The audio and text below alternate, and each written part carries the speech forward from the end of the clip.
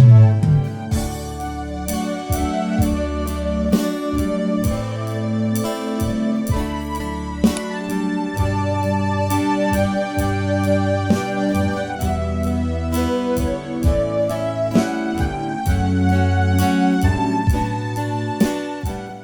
di surga, segala puji amat syukur ya Tuhan, kami naikkan ke hadirat. Kami bersyukur kalau siang hari ini kembali kami boleh beribadah pada Engkau. Kami boleh bersekutu dengan Engkau dan dengan saudara seiman. Kami butuh belas kasihan-Mu. Kami perlu pertolongan-Mu Tuhan. Ajar kami untuk menyiapkan hati kami, pikiran kami. Kuasai ruang ini hadirat-Mu Tuhan. Dan berfirmanlah pada kami, supaya kami siap benarkan. Di dalam nama Tuhan kami Yesus Kristus, kami sudah berdoa dan mengucap syukur. Kita yang percaya, kita yang siap diberkati kebaikan Tuhan, sama-sama katakan, amin. Shalom saudaraku. Saya minta maaf ya, sedikit terlambat. Karena tadi pagi tiba-tiba ada telepon dari Indonesia. Kayak saya lagi siap-siap, saya harus pulang malam ini saudara. Jadi sesuatu yang saya nggak bisa hindari ya, tapi puji Tuhan ya.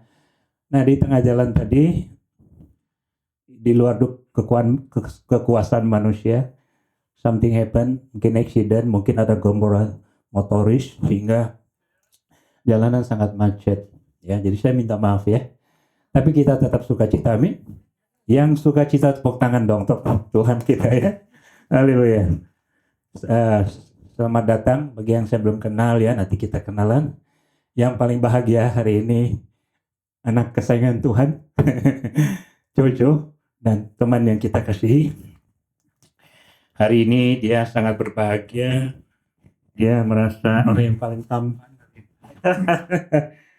Oke, juga selamat datang semuanya ya. Baik, kita akan segera masuk firman Tuhan.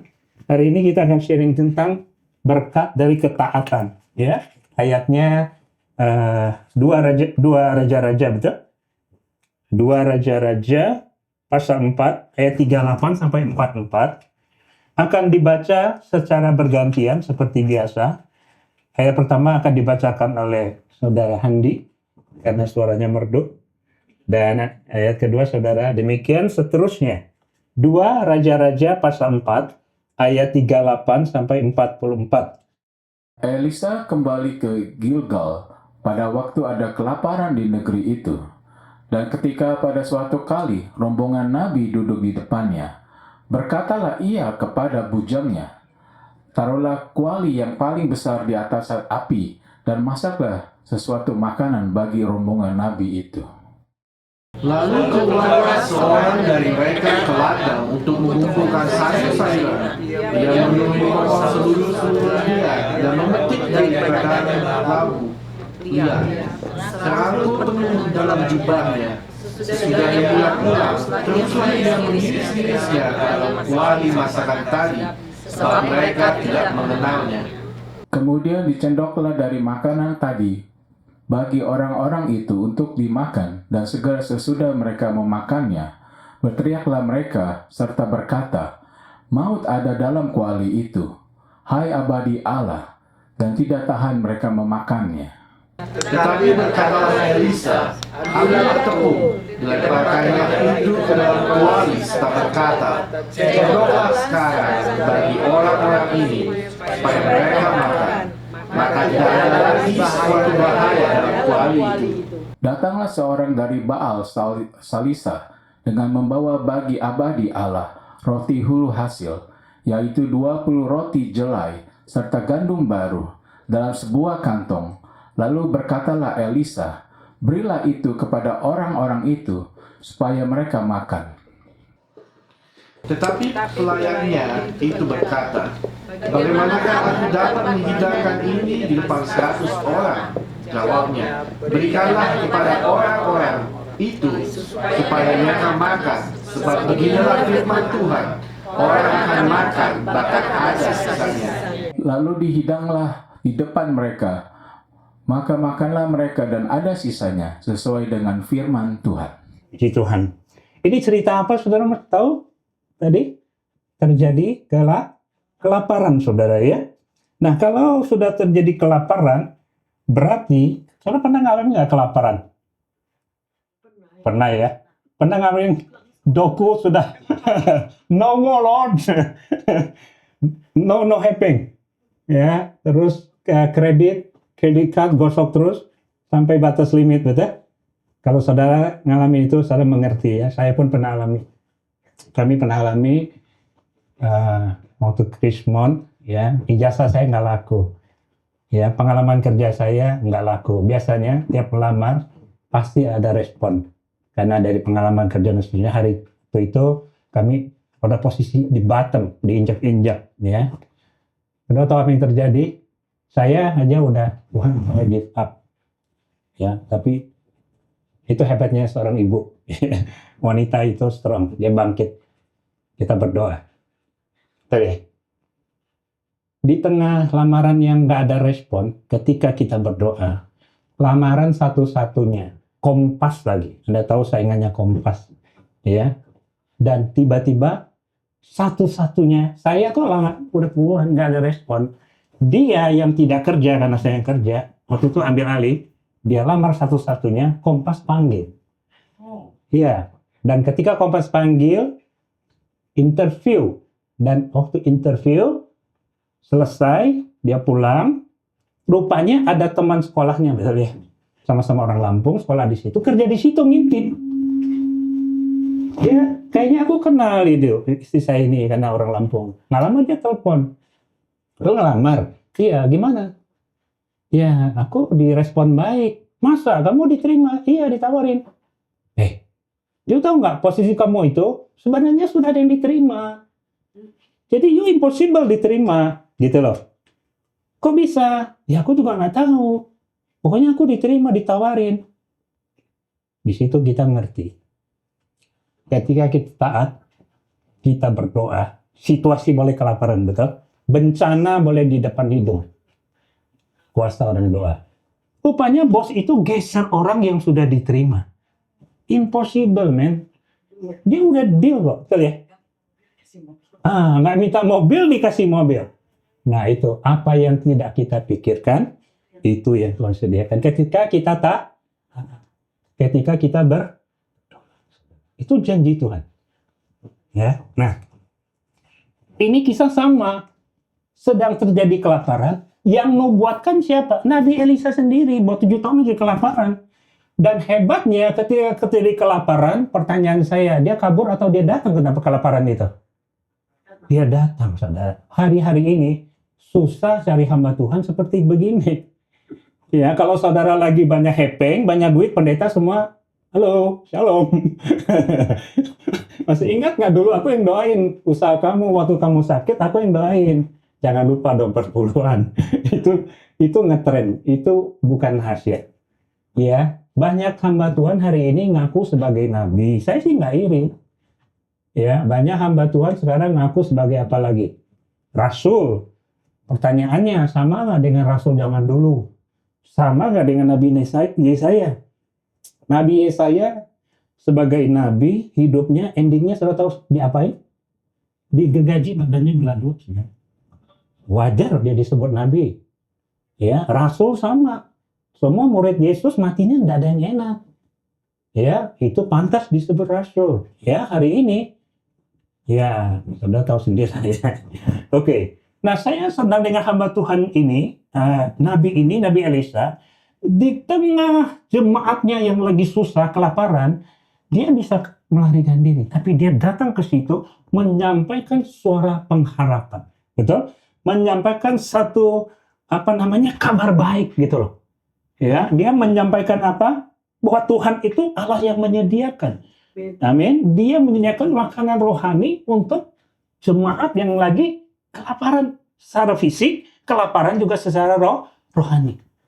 Itu hamba Tuhan yang ideal. Itu yang kita perlu cari.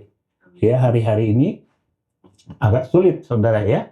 Nah, saya senang dengan ini ketika mereka sedang kelaparan. Lalu apa yang dilakukan Nabi Elisa?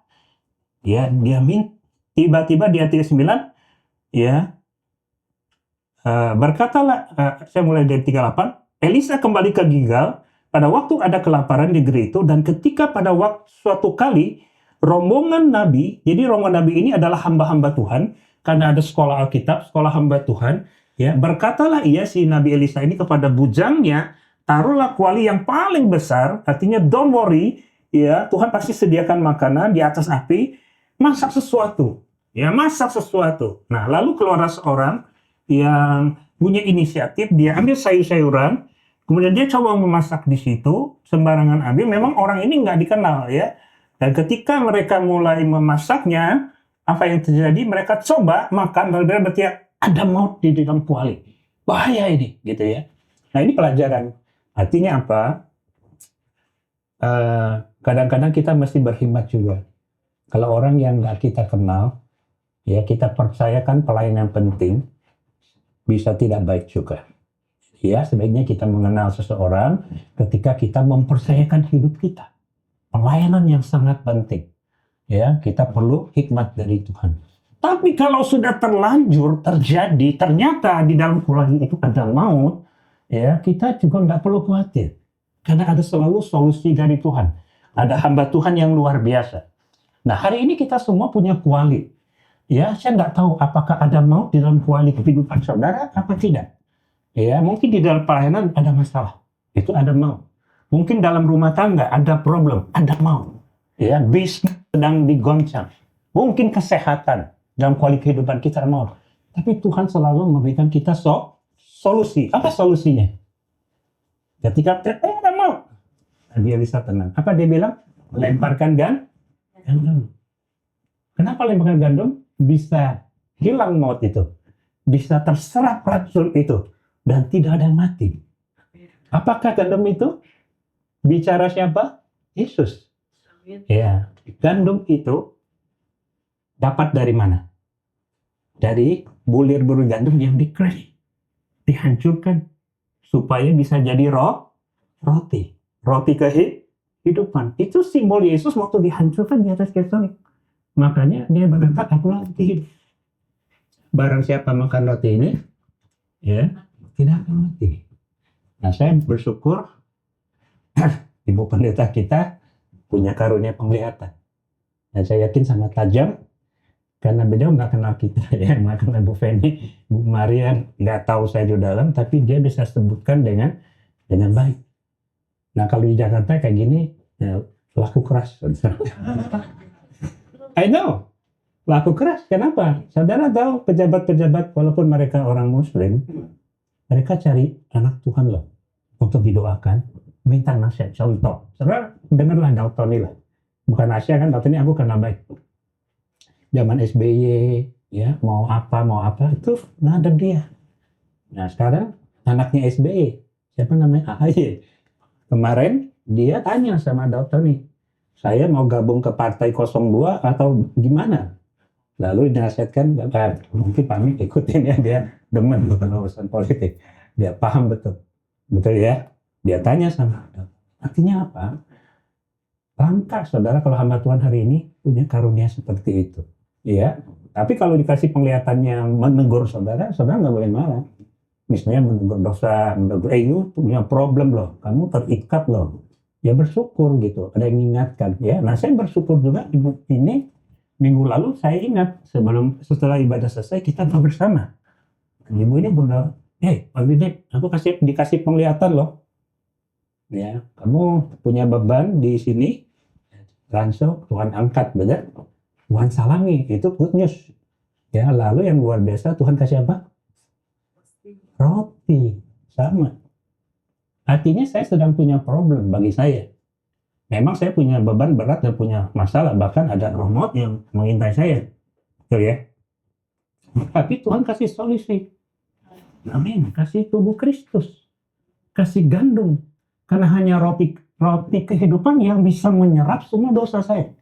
Betul? Hanya karya penyaliban Yesus yang bisa menyerap kematian yang harus saya terima, Tuhan gantikan. Ya, mungkin kami sudah ngalamin.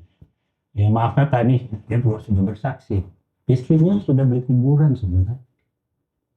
Ya, sudah beli kuburan. Artinya, ya sudahlah.